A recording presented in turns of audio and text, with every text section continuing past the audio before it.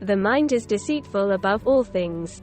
All the places I know from my youth seem to have gotten smaller now that I revisit them 40 years later. When I was a child, I thought my hometown Ypres, Belgium, was a big city, although it counted only a couple of 10,000 souls. Once I was old enough to go to college, I went to Ghent University, also in Belgium. Now that was something else.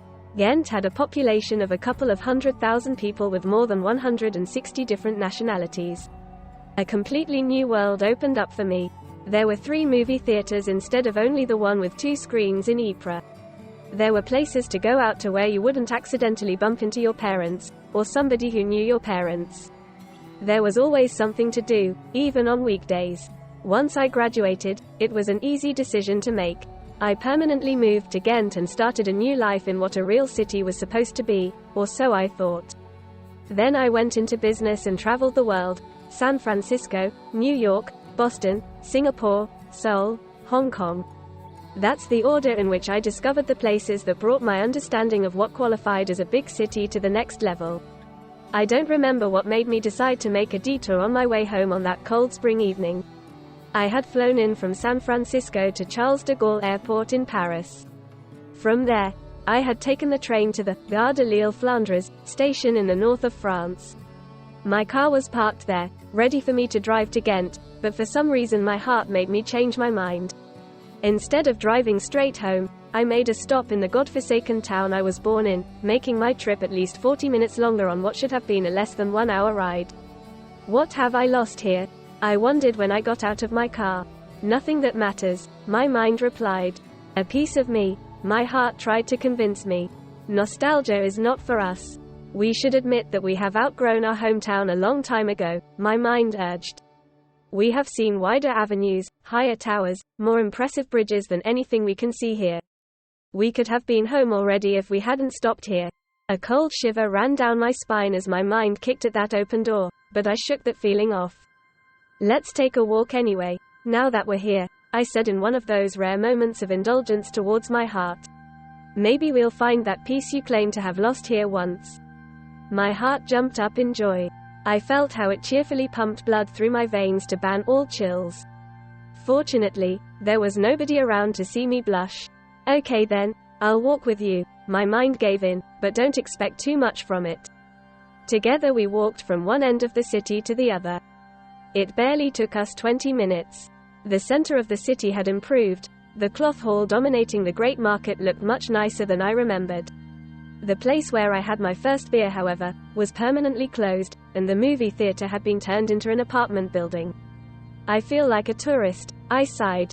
A lot of things have changed in 40 years.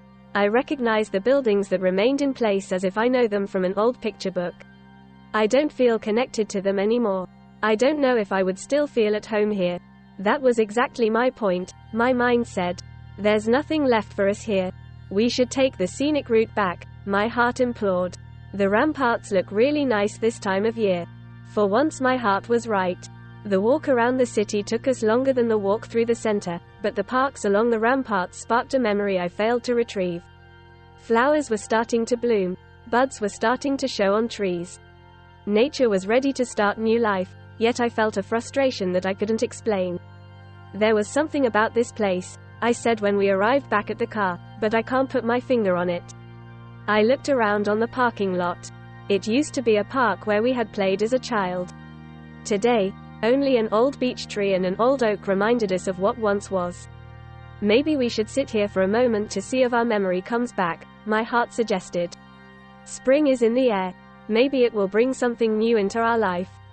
My mind disagreed. It will be dark soon, and it's a long drive home after having traveled so far. I concurred with my mind, but before we got into the car, I listened to the rustling of the beech and the oak looking down on us. I thought I heard them say something, but that must have been my imagination. I drove home regretting the time I had lost. My mind reminded me of something I had read in the Bible. The heart is deceitful above all things and beyond cure. Who can understand it? Asterisk. Did you recognize him? Beech whispered. How could I forget him? Oak replied with his slow voice. His initials are carved in my skin. He's smaller than I remember him, Beech observed. It only seems that way, Oak said after a long pause. All of us have grown, but we have grown taller than he has. I remember his sweetheart. Beach smiled while the car drove off the parking lot. She was a beautiful girl. And now she's a beautiful woman, Oak reflected. She lives just around the corner. Why didn't he pay her a visit? Beach asked. He must have forgotten her. But she didn't forget him, Beach whispered after a while. She's different from him, Oak confirmed. She still comes to what once was the park they used to meet in. Occasionally, she searches for her initials on my trunk, musing about what could have been. Does she still carry that piece of his heart in hers? Beach asked. Yes. Even after all those years, she does, Oak sighed. But that's something he will never understand with his mind. Look, there she is, Beach said. If he had waited for 10 more minutes, they could have met. Imagine what could have happened. Yes, Oak pondered. Just imagine.